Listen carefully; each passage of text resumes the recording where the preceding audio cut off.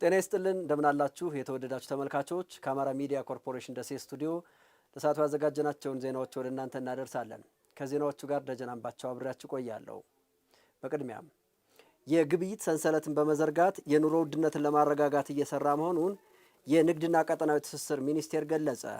በኮምቦልቻ ከተማ የተገነባው የግብይት ማዕከል ከፍተኛ የስራ ኃላፊዎች በተገኙበት ለአገልግሎት ክፍት ሆኗል። ሳሙኤል ኪሮስ በኮምቦልቻ ከተማ አምራቹና ሸማቹን በቀጥታ ለማገናኘት የገበያ ማዕከል ግንባታ ተጠናቆ ለአገልግሎት ክፍት ሆኗል። ግንባታው 120 ሚሊዮን ብር ወጪ ተደርጎበታል። በማዕከሉ ያገኘናቸው ሻጭና ሸማቾች የኑሮ ውድነቱን በማረጋጋት አዎንታዊ ሚና መጫወቱን አረጋግጠዋል።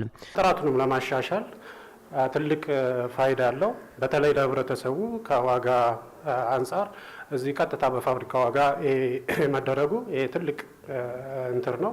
እንዲሁም የገበያ ኑሮ እንትሩንም ያረጋጋል። ፓስታና መኮሮኒ ገዝቻለሁ። ከዛ የተሻለ ነው። በጤፍ ላይ ያየሁት ግን የበለጠ የተሻለ ነው የሚለው እዛ 10500 የሚሸጠው እዚህ ጋር 9800 አካባቢ ነው። 10000 የሚሸጠው ደግሞ 9200 ነው እና የተሻለ ነው። በዚሁ ቢቀጥል በጣም ጥሩ ነው። የኮምቦልቻ ከተማ ከንቲባ መሐመድ አሚን ዩሱፍ የኑሮ ውድነቱን ለማረጋጋት የተለያዩ ስራዎች እየተሰሩ መሆኑን ጠቅሰው ደረጃውን ጠብቆ የተሰራው የገበያ ማዕከል የዚህ ማሳያ ነው ብሏል። በሀገራችን ያለው የኑሮ ውድነት አንዱ ችግሩ የንግድ ስርዓት ችግር መኖሩ ነው። ሁለተኛ የማምረት ችግር ነው ያለው።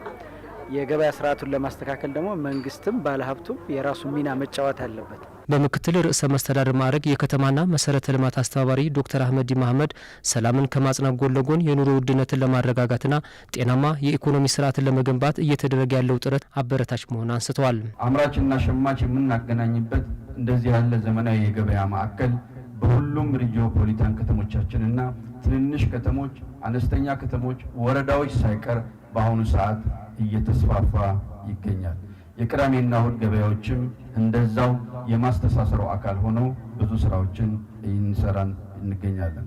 ማስተሳሰር የግብርና ጥሬ ምርትንም ሆነ አምራች ኢንዱስትሪ ምርቶችን ወደ ውጭ በመላክ ምንዛሬን ከማምጣት ጀምሮ እስከ የዜጎችን የኑሮ ውድነት ማቃለል የሚያስችል ስርዓት ድረስ መሬት የረገጠ ተግባር የሚሻ ሂደት ነው። ይሄም የጀመርነው በጣም ተስፋ ሰጪ እንቅስቃሴ ስለሆነ አጠናክረን የምንቀጥል ይሆናል። በአገልግሎት ማስጀመሪያ ዕለቱ የተገኙት በኢፌድሪ ንግድና ቀጠናዊ ትስስር ሚኒስትር ዶክተር ካሳሁን ጎፌ በሀገር አቀፍ ደረጃ ሀገር በቀል የኢኮኖሚ ማሻሻያ ሪፎርሞችን ከመስራት ባሻገር የተለያዩ የገበያ ማረጋጊያ ስልቶችን ተግባራዊ በማድረግ ማህበረሰቡን ተጠቃሚ ለማድረግ እየተሰራ መሆኑን አስረድተዋል። በጥቂት 10 ቁጥራት የጀመርነው የቁጥር በመላ ሀገሪቱ በአሁኑ ጊዜ ከ1921 በላይ የቅዳሜና እሁድ ገበያ ማዕከላት ተገንብተው አገልግሎት በመስጠት ላይ ይገኛሉ። በእነኚህ ማዕከላት የሚሰጡት ግልጋሎቶች ምርቱ ጥራትና ደህንነት መጠበቅ አንዱ ጉዳይ ሆኖ በዋጋ ደረጃ ከ20 እስከ 30% ቅናሽ የሚታይባቸው ገበያ ማዕከላትን በመላ ሀገሪቱ በመላ ወረዳዎች መፍጠር መቻላችን ይበል የሚያሰኝ ስራ ቢሆንም የስራ ስታንዳርድ ኖሮት ደረጃ ኖሮት መንገድ ዘግተን ከምንገበያይበት የግብይት ማዕከልነት ወደ ተሻለ ደረጃና ስታንዳርድ እንዲያድግ ለማድረግ በተለያዩ ክልሎቻችን በዚህ መልኩ በአማረ ደረጃ የቅዳሜና እሁድ ገበያ ማዕከላት በቋሚነት ከሰንበት እስከ ሰንበት ሁሉንም ቀን ግብይት እንዲኖር አድርጎ የሰሩ ስራ ለአብነት የሚታይ ሲሆን ኢትዮጵያ ግብይት ስፋት አንጻር በቂ ስላልሆነ ቁጥሩን ማሳደግ ባደገ ቁጥር ልክ ደረጃ እያሻሻሉ መሄድ ያስፈልጋል የሚል አቅጣጫ ይዘን በመስራት ላይ እንገኛለን። በተመሳሳይ በደሴ ከተማ የተገነባው የኑሮ ውድነቱን ለማረጋጋት ታስቦ የተሰራው የሮቢት የግብርናና የኢንዱስትሪ ምርት ግብይት ማዕከል በከፍተኛ የስራ ኃላፊዎች ተጎብኝቷል። ከ13 ቢሊዮን ብር በላይ በሆነ ወጪ በክልሉ የተለያዩ አካባቢዎች የመልሶ ማቋቋም ስራዎች እየሰራ መሆኑን የአማራ ክልል መልሶ ማቋቋም ኮሚሽን ጽህፈት ቤት አስታወቀ። በደቡብ ወሎ ዞን ኩታበር ወረዳ ከ400 ሚሊዮን ብር በላይ ወጪ የተደረገባቸው የመልሶ ማልማት ፕሮጀክቶች ተጠናቀው ለአገልግሎት ክፍት ሆነዋል። ደምስ አረጋ ተጨማሪ አለው። በኩታበር ወረዳ አስተዳደር የህብረተሰቡን ተጠቃሚነት የሚያረጋግጡ የተለያዩ ፕሮጀክቶች ተጠናቀው ተመርቀዋል። በፕሮግራሙ ላይ በምክትል ርዕሰ መስተዳድር ማዕረግ የማህበራዊ ክላስተር አስተባባሪ ዶክተር ሙሉነሽ ደሴን ጨምሮ ሌሎች የክልልና የደቡብ ወሎ ዞን ከፍተኛ የስራ ኃላፊዎች ተገኝተዋል። አስተያየታቸውን ለአሚኮ የሰጡ የኩታበር ወረዳ ነዋሪዎች በተሰሩ ችግር ፈቺ መሰረተ ልማቶች ደስተኞች መሆናቸውን ተናግረዋል። የዓለም ባንክ ይህንን ትምህርት ቤት ሲያስገነባልን በጣም አንደኛ ለህዝቡ በጣም እርካታን ፈጥሯል። ለልጆቻችን ደግሞ እንደዛ አድርጎ አስውቦ መሰራቱ በጣም አሪፍ ነገር ላይ ነው። እዚህ ደረጃ ደርሶ ያው ለምረቃ ዝግጁ በመሆኑ በጣም ደስተኛ ነው ህብረተሰቡም፣ እኛም ደስተኛ ነን። ክፍል ለክፍል የተሸነቋቆረ ነበረ። በሰሜን ጦርነቱ በጣም ተጎድቶ ነበረ፣ ተነዳሎ ነበረ። አሁን ግን ለብቻው እንዳለ ብሎክ በመሰራቱ በጣም ደስ ነው ያለን። የኩታበር ወረዳ ዋና አስተዳዳሪ አቶ ጀማል ይመር በበኩላቸው ከ400 ሚሊዮን ብር በላይ የመልሶ ማልማት ስራዎች እየተሰሩ መሆኑን አንስተዋል። የአማራ ክልል በጦርነቱ የተጎዱ የመልሶ ማቋቋም ፈንድ ጽህፈት ቤትና የዓለም ባንክ 3R4CSE ፕሮጀክት ለተጎዱት ተቋማቶች 440 ሚሊዮን ብር መድቦልናል። በዚህ በ440 ሚሊዮን ብር 27 ሰብ ፕሮጀክት በ20 ቀበሌ ኩታበር ወረዳ ላይ ገንብተን አጠናቀናል ማለት ነው። ከ27ቱ ሰብ ፕሮጀክቶች 11ዱ የትምህርት ፕሮጀክቶች ናቸው። 9ኙ የጤና ፕሮጀክቶች ናቸው። 7ቱ ደግሞ የውሃ ፕሮጀክቶች ናቸው። በሰሜኑ ጦርነት ከፍተኛ ጉዳት ካስተናገዱ ወረዳዎች መካከል የኩታበር ወረዳ አንዱ ነው ያሉት የደቡብ ወሎ ዞን ዋና አስተዳዳሪ አሊ መኮንን በተለያዩ ምክንያቶች ጉዳት የደረሰባቸውን ተቋማት በመጠገንና መልሶ በማልማት ለአገልግሎት ለማብቃት የተሰራ መሆኑን ገልጸዋል። የህዝብ ኑሮ በማሻሻል በማቃለል ጤና በመጠበቅ እንደገና ደግሞ የእውቀት ያለው ትውልድ በመፍጠር ረገድ ከፍተኛ ፋይዳ ያላቸው እንደዚሁም ማህበረሰቡ ንጹህ ውሃ አግኝቶ ጤናውን የሚጠብቅበት ተጨባጭ ሁኔታም እንዲፈጠር የሚያረጉ ግንባታዎች ናቸው። እነዚህ ግንባታዎች በአጭር ጊዜ ውስጥ ሰርተው በጥራት የተጠናቀቁ ናቸው። ለማህበረሰቡም ለአገልግሎት ክፍት የሚሆኑበት የምረቃ ፕሮግራም ዛሬ እየተካሄደ ያለበት ሁኔታ አለ። ስለዚህ ተደምሮ የማህበረሰብን ችግር በመፍታት ረገድ ትልቅ ትርጉም ያላቸው ፕሮጀክቶች ናቸው ማለት ነው። የአማራ ክልል መልሶ ማቋቋም ኮሚሽን ጽህፈት ቤት ዳይሬክተር ዶክተር አባተ ጌታሁን ከክልሉ መንግስት በተገኘ በጀትና የተለያዩ ግብረሰናይ ድርጅቶችን በማስተባበር በክልሉ በአጠቃላይ ከ13 ቢሊዮን ብር በላይ በመመደብ የመልሶ ማቋቋም ስራዎች በመሰራት ላይ መሆናቸውን ተናግረዋል። በክልል ደረጃ 1370 ፕሮጀክቶች አሉ። ኦልሞስት 18 ዞን ገብተናል ከክልል ውስጥ። ስለዚህ ለዚህ ለ1370 ፕሮጀክት 13.3 ቢሊዮን ብር የሚሰራ ፕሮጀክት እየሰራን ያለ ነው። በቀበሌ ነው የዚህ ፕሮጀክት ተደራሽነት በቀበሌ አሁን ጥሩ ነው ያለ ነው። ግን መረዳዳት ይፈልጋል፣ ሀብት ማፈላለግ ያስፈልጋል። በሀገር ውስጥም በውጭም ያሉ ወገኖቻችን ሰው የሆነ ሁሉ ሊደግፈን ይገባል። ለሰላም መስፈን ቅድሚያ በመስጠት መስራትና የመረዳዳትን ባህል በማዳበር ከገጠሙን ችግሮች በፍጥነት መውጣት ይገባል ያሉት ደግሞ በምክትል ርዕሰ መስተዳድር ማዕረግ የማህበራዊ ክላስተር አስተባባሪ ዶክተር ሙሉነሽ ደሴ ናቸው። እኛ ሀገር ላይ እያፈረስን እንደገና ስንጠግን እድሜ ልካችን እዚያው እየረገጥን ስለሆነ ለሰላማችን ሁሉም ቅድሚያ ሰጥቶ እንዲሰራ ማደራ ማለት ፈልጋለሁ። ሀገራችንን ክልላችንን ሰላም ማድረግ ከቻልነ እያሰብናቸው ያለናቸው ትልልቅ ፕሮጀክቶች አሉ። እነዚህ ፕሮጀክቶች ተመልሰው ሪተርናቸው ለህዝባችን ነው የሚሆኑት፣ ለማንም አይደለም። መረዳዳትን ባህል ማድረግ፣ ለሰውኛ ኤሌመንትን ማዳበር፣ ከአላስፈላጊ ውሎችና ዳሮች ራስን መቆጠብ ጥሩ ነው ያስባሉ።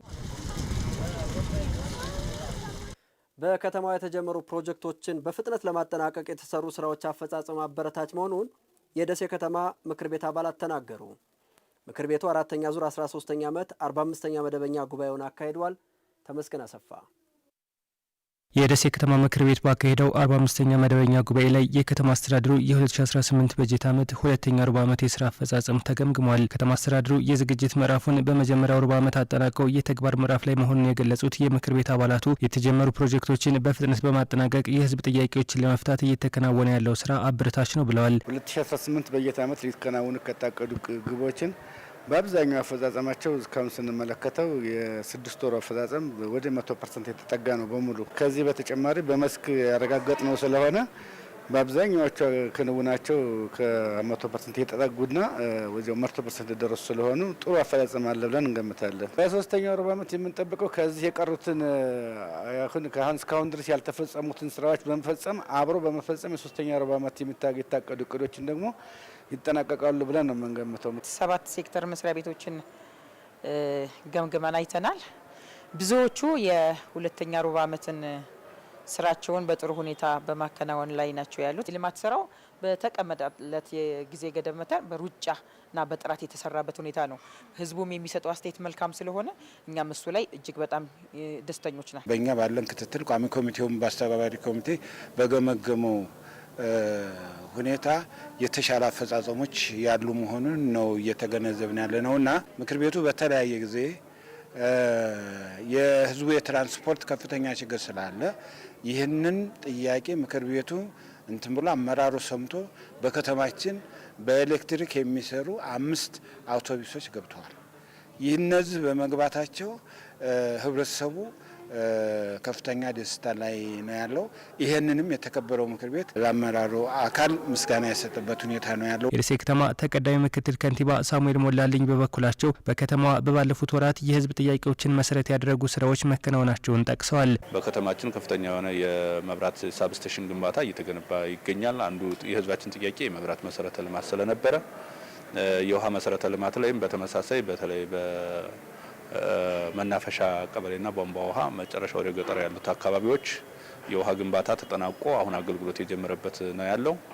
የመንገድ መሰረተ ልማትም በተመሳሳይ በዚሁ ልክ እየተገነባ ነው የሚገኘው ማለት ነው። በሶስተኛው ሩብ ዓመት አብዛኛዎቹን አጠናቀን ለህዝብ አገልግሎት የምናስረክብበት ሁኔታ ይኖራል ማለት ነው። በራስ አቅም የልማት ስራዎችን ለማጠናቀቅ እየተሰራ ነው ያሉት አቶ ሳሙኤል በበጀት ዓመቱ ባለፉት 6 ወራት 1.9 ቢሊዮን ብር ገቢ መሰብሰቡንም ጠቅሰዋል። ቀን ብቻ ሳይሆን ሌሊትም እንሰራለን ማለት ነው እና የስራ ባህል ተቀይሯል። እውነት ለመናገር አሁን ሌሊት 5 ሰዓት 6 ሰዓት ስራ ላይ ነን። እኛ የፋይናንስ አቅማችንን ለማሳደግ ያደረግነው ትግል ውጤት አምጥቷል። ግን በምንፈልገው ደረጃ ላይ አልደረሰም። ለምሳሌ ደሴ ከተማ ላይ ገቢ የመሰብሰብ አቅም ደካማ ነበረ። እስካሁን የምንሰበስበው ከ800 ሚሊዮን ከ900 ሚሊዮን የማያልፈው አሁን በዚህ ሰዓት 1.9 ቢሊዮን ብር መሰብሰብ ችለናል።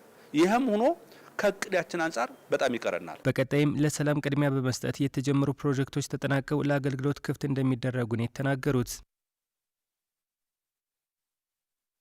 የተወደዳችሁ ተመልካቾች ከአማራ ሚዲያ ኮርፖሬሽን ደሴ ስቱዲዮ ለሰዓቱ ያዘጋጀናቸው ዜናዎች የተከታተላችኋቸው ናቸው። አብራችሁን ስለቆያችሁ ከልብ እናመሰግናለን። ከዜናዎቹ ጋር ደጀን አምባቸው ነበርኩ። ጤና ይስጥልን።